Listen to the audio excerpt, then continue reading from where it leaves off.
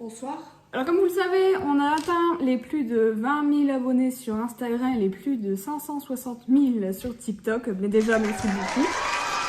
Et du coup, on va pas y aller par 4 chemins. Vous avez demandé de me poser des questions sur Instagram. Allons-y.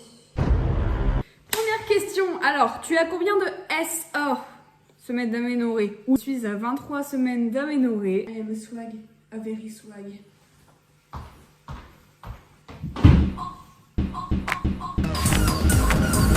Alors, prochaine question. Comment se passe ta grossesse? Est-ce qu'elle se passe bien? Alors, oui, en majorité, oui. On va dire que c'est surtout les symptômes qui sont très encombrants. Premier trimestre, ouais, j'ai rien eu. J'étais en mode... C'est ça la grossesse? Mais c'est super simple en fait. C'est juste que mon corps, il s'est dit... Ah, il y a quelqu'un là-dedans? Ah, mais on est en retard de 3-4 mois là. Oh non, ça va pas du tout. Ma chérie, on change ça tout de suite. Les nausées, allez, go, go, go. Donc sinon, en majorité, elle se passe bien. Petite crevette va très bien. Elle se développe très très bien. Ce sera un petit bébé. Mais sinon, tout va très bien. Hormis les symptômes, les pieds qui gonflent, les nausées qui sont tout le temps là. Les sautes d'humeur et tout le tralala. Aussi le fait que je suis très chiante au quotidien, que je me trouve très très chiante au quotidien, parce que même moi j'ai du mal à me gérer, j'ai du mal à me supporter. Des moments j'ai envie de me baffer. Qu'est-ce que tu veux toi? Qu'est-ce que tu veux toi? Je suis triste, très très triste. Mais ça fait mal. Est-ce que j'ai des projets? Alors oui, j'en parlerai plus tard pour la plupart, mais sinon le projet principal, on va dire que c'est de s'occuper de la chambre de petite crevette, organiser son arrivée. Et je compte sur vous pour me suivre sur ces moments parce que j'ai vraiment l'ambition de vous faire partager tout ça, mes achats, ce qu'on m'envoie, vous partager les marques avec lesquelles je vais prendre des choses pour bébé. Parce que pour moi c'est un honneur.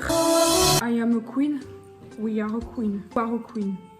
Je connais pas mon anglais. Faut-il être diplômé pour être surveillant? C'est une question qui est revenue assez souvent. Alors non. Après moi j'ai un parcours assez particulier dans le sens que j'ai fait des études et tout ça. Donc on va dire qu'au niveau diplôme personnellement j'ai le bac. C'est le minimum qu'il faut avoir pour devenir surveillant.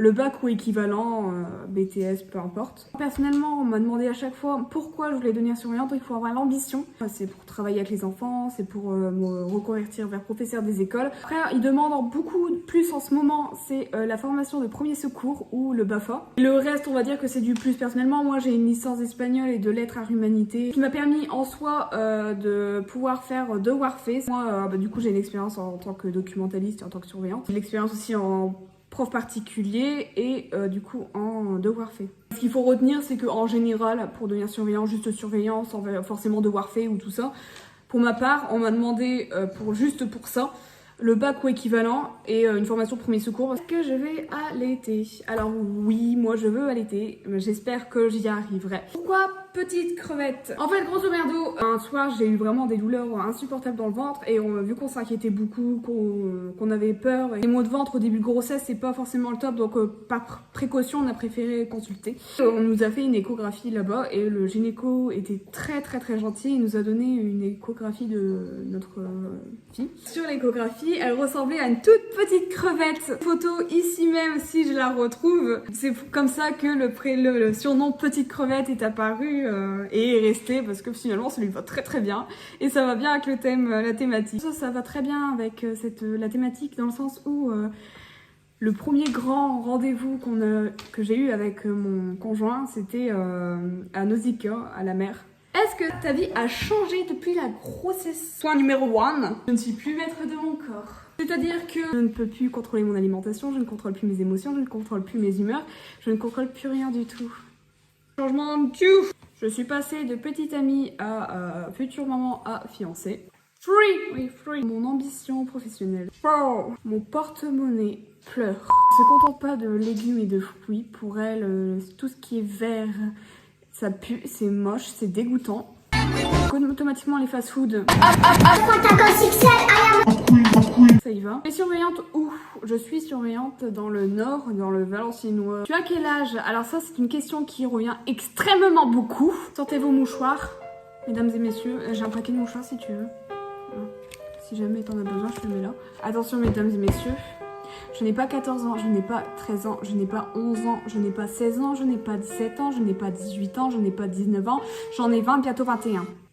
Et j'ai un carnet, mon carnet pour travailler, c'est Dory et Nemo. T'as un problème, t'es jalouse peut-être? T'es jalouse? Parce que moi je donne pas, je prête pas mes affaires. T'avais qu'à prendre le même. Il y a un prix si tu veux. Tête de bébé. Tête de bébé. Tête de bébé. Ta première réaction en apprenant ta grossesse. Alors ma première réaction c'était je fais juste par précaution, de toute façon ça va être encore négatif, mon corps fait n'importe quoi depuis tout à l'heure, c'est rien, c'est le stress. Le stress ça fait 2 barres. Plus précisément, j'ai été choquée parce que je m'attendais pas à cette période, parce que cette période c'était remplie de stress et j'étais en train de repartir dans une dépression, très clairement, à cause de mes cours, de mes études, tout ça. Surprise et beaucoup de bonne humeur. J'étais hyper contente parce que c'est quelque chose que j'attendais depuis un long moment. Un enfant voulu. Et à la fois une surprise aussi parce que, comme je vous l'ai dit tout à l'heure, je m'attendais pas à cette période-là. Morale, ne laissez pas les études ou les profs ou un quelconque problème type harcèlement ou quoi que ce soit vous gâcher la vie. Que faut-il faire pour devenir surveillante? Alors pour devenir surveillante, c'est très simple. Faites un CV, une lettre de motivation. Vous avez juste à aller à l'établissement vers mars-avril. C'est tôt parce que ça commence très tôt. Vous vous déplacez directement à l'établissement, vous demandez le CPE ou si le CPE n'est pas là, vous donnez directement au surveillant et les surveillants le transmettront au CPE. Que Petite Crevette est en bonne santé et elle est pour quand? Alors, Petite Crevette est pour décembre, du coup. Non, oui, elle est en très très bonne santé. Il faut juste qu'elle prenne un petit peu de poids. J'ai une échographie de contrôle d'ici 4 semaines. Comment tu fais pour être drôle et jolie? C'est très gentil. J'ai reçu beaucoup de commentaires, de questions de ce genre. Et je voulais vous remercier pour toute la bienveillance et la gentillesse que vous avez à mon égard à chaque fois ou à l'égard de Petite Crevette. C'est adorable. Merci aussi à toutes les personnes qui m'envoient des cadeaux pour Petite Crevette aussi. Création diverses. D'ailleurs, je vais vous parler de pas mal de petites créatrices ou de créateurs si peu qui m'ont vraiment fait un gros coup de cœur, qui ont décidé de m'envoyer certains produits pour Petite Crevette. Mon plus grand rêve, alors mon plus grand rêve, d'être heureuse et d'être épanouie dans ce que je fais, parce que j'ai eu beaucoup de périodes où je me remettais beaucoup en question, où j'avais pas confiance en moi. Bon, la confiance en moi, je l'ai toujours pas forcément maintenant. Moi, c'est vraiment d'être heureuse, que mon copain soit heureux, que ma petite crevette soit heureuse, qu'elle soit en pleine santé, que j'ai des bons contacts avec ma famille, avec la famille de mon copain. C'est le principal, honnêtement. Pour moi, c'est pouvoir continuer à vous partager ma vie sur les réseaux après la naissance de Petite Crevette, que vous soyez toujours aussi bienveillant envers moi et que je le suis en retour. C'est des petits côtés... Est-ce que ça va? Alors déjà oui, ça va très bien, et toi? Feras-tu des vlogs YouTube avec ton copain et Petite Crevette? Bisous et bisous à toi. Oui, c'est dans mes projets. Déjà, je vais vous faire un peu plus de vlogs YouTube, notamment sur l'aménagement de la chambre de Petite Crevette. Je vous mets déjà quelques rushs vidéo de ce qu'on a commencé. Je vous ferai également une vidéo YouTube si ça vous intéresse, dites-moi en commentaire si ça vous intéresse, sur justement les choses que j'ai ou que je reçois pour Petite Crevette. Vous voulez que je vous en parle un peu plus également? Est-ce que c'est pas trop dur d'être surveillante? Non, honnêtement non. Il y a certains moments où oui c'est dur parce que les élèves peuvent être très... pas gentils. Dans le sens où le manque de respect, on peut en avoir pas mal, vraiment beaucoup. Je vois vraiment le côté positif. J'ai fait des rencontres extraordinaires pendant le moment où j'étais surveillante, autant avec des futurs enseignants, avec des stagiaires, avec des enseignants, avec des élèves, et beaucoup d'élèves. Au négatif, oui, il y a des côtés négatifs dans le sens où il y a des élèves, un bonjour, ça leur arrache les yeux et la tête de répondre à un bonjour. Personnellement, moi, à chaque fois je dis bonjour, même si la personne, je sais qu'elle va m'ignorer ou des trucs comme ça, parce qu'à chaque fois elle m'ignore. Quand on me fout un vent ou qu'on me répond méchamment ou qu'on m'insulte, bon... C'est toujours compliqué, les bastons aussi c'est compliqué, surtout que moi je suis pas très... Je suis un coton-tige, clairement. Elle revient en blanc, puis elle dit qu'elle a un rose sur la raconte-t-il. Allez où ton oreille que je t'essuie. Séparer 2 élèves, dont un qui est assez baraqué et l'autre qui est aussi fin que toi, ou même les 2 baraqués ensemble, c'est compliqué. Je suis pas Batman, hein. Nous n'arriverons jamais à en venir à bout. Ce qui est compliqué aussi, c'est que quand tu sépares 2 élèves ou un truc comme ça, tu peux te prendre une patate gratuitement. Quand je fais de la purée mousseline, Prénom de petite crevette, ça on le dira plus tard évidemment. Y aura-t-il une deuxième petite crevette à l'avenir? Félicitations, merci beaucoup à toi. Oui, sûrement, sans doute, parce que personnellement moi et mon copain on s'est mis d'accord sur le fait qu'on voulait pas qu'un enfant, mais pour l'instant laissez-moi pondre ma petite crevette tranquillement, tranquillou. C'est ce que c'est? Parce que moi je veux du saucisson, d'accord? Juste un prix doux, j'en veux s'il vous plaît. Vous avez peut-être une préférence pour le saucisson, mon lieutenant. Pourquoi fait-on caca? Je pense qu'il faudrait appeler Jamie pour cette question très scientifique. Question pour ta petite crevette, tes 20 cas, tu les mérites, alors merci beaucoup à toi. Question indice prénom. Alors, je peux vous en donner un. C'est en rapport au printemps. Idée et thème pour la chambre. Alors oui, j'ai une idée fixe pour la chambre de petite crevette. Je vous mets des photos ici même, de mes inspirations et des choses que je pourrais recevoir d'ici peu, ou que j'ai déjà reçues, que j'ai en photo. La thématique, ce sera vraiment bleu marine, parce que je veux pas de couleur de genre fille, c'est obligatoirement rose, non.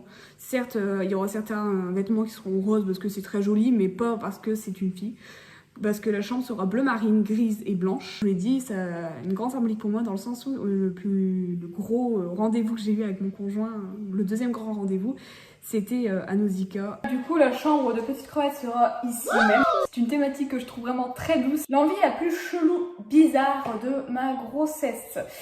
Alors, pour le moment, on va dire, c'est que je me suis réveillée plus d'une fois à 6h ou 5h du matin avec une envie folle de manger un sandwich jambon, beurre et mental. Update at die manger des sauce fromage avec du ketchup. Avec un gros cookie au Nutella.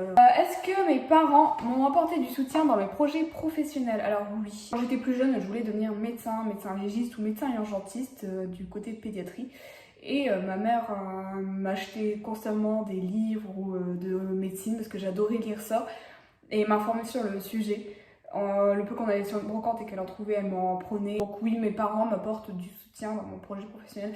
Et encore aujourd'hui, Dr. Bluefish. Je parle souvent à ma mère de ce que je fais sur les réseaux, des partenariats que je peux avoir, des marques qui pourraient me contacter, tout ça. Et ma mère est toujours admirative. Quand tu vas aux toilettes, est-ce que t'as pas peur que le bébé tombe? Retourne d'où tu viens, tu peux pas sortir maintenant. Rentre et je t'achète un tacos, d'accord? Ça suffit maintenant, tu rentres. C'est bien. D'une coquillette jambon beurre. Non. Je mettrai le lien en description si ça en intéresse certains pour un cadeau pour une femme enceinte ou juste pour vous qui êtes enceinte ou qui allez avoir un enfant. Qu'est-ce que tu manges pendant ta grossesse et qu'est-ce qui est dur à supporter quand tu es enceinte? L'alimentation, c'est le chaos total, comme dit précédemment.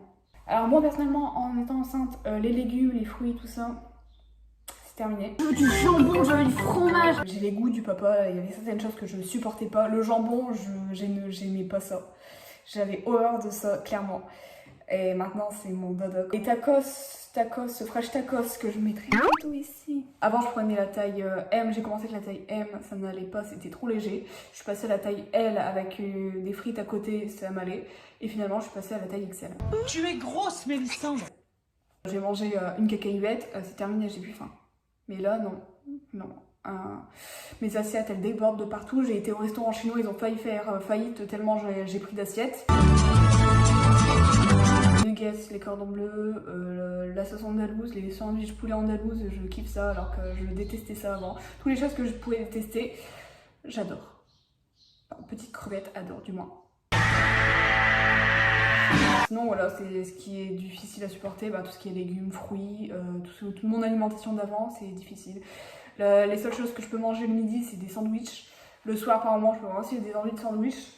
Des choses grasses, que du gras ou des plats vraiment d'enfants comme voilà, les carbonara, nuggets, c'est un plat d'enfant. Le ketchup, c'est un plat d'enfant. Le fromage aussi, le fromage c'est mon gros dada en ce moment. Les pâtes au fromage c'est mon gros dada. Genre les carbo nuggets d'hier, j'ai mis la blinde des mentales et j'étais refaite. Je me fais des sandwichs au fromage aussi le midi et j'étais refaite avec du pain en maïs, j'étais refaite. Pensez avec le père vous marier. Oui, du coup on s'est fiancés, mon copain m'a fait sa demande le mois dernier du coup.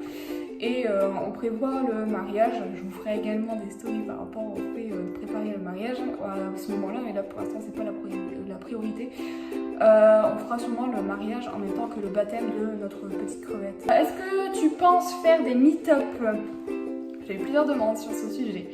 Honnêtement, je sais pas encore, mais vu que vous m'avez beaucoup demandé, je vais y réfléchir, je vais y songer. Si vous me voyez dans la rue ou un truc comme ça, parce que souvent je reçois des messages, ouais, je t'avais vu, mais j'ai pas osé venir te voir, je voulais pas te déranger. Dérangez-moi, je m'en fous. Est-ce que tu penses faire de l'influence à temps plein? Ça, justement, j'en parlais dans le niveau projet professionnel, j'aimerais bien, honnêtement. Est-ce que les surveillants discutent avec les profs? Est-ce qu'ils ont accès à la salle des profs? Oui. Personnellement, moi, j'avais une très bonne entente avec les professeurs, parce que je leur donnais du respect, puis j'aimais bien discuter de temps en temps avec eux, comme je vous disais, j'aimais pas discuter avec les surveillants en général, je m'entendais très peu avec eux. Il y a peut-être 1 ou 2 ou 3 exceptions, mais pas plus. Sinon, en majorité, oui, je m'entendais mieux avec les élèves ou les profs et j'ai discuté beaucoup avec les professeurs de ce qu'ils ont fait le week-end ou la semaine. La vidéo du coup se termine sur ce. J'espère qu'elle vous a plu et si vous avez d'autres interrogations, n'hésitez pas à m'envoyer des DM ou à répondre à mes asks de la semaine.